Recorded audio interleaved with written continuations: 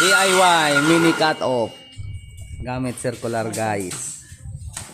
Ayan guys, ayan mga pinuputol natin dahil hindi pa tayo nakabili ng cut off guys, nag DIY muna tayo ng mini cut off natin na gawa sa circular. Tapos ito yung finished product nya guys. Yan yung mga finished product. Yan, continuous handle. Yan guys yung mga finished product guys. Aluminum. Ayan guys bibidyo natin ulit yung mini cut off natin guys.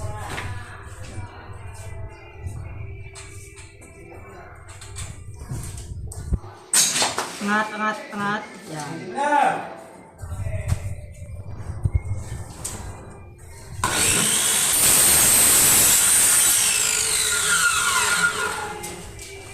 Guys, saglit lang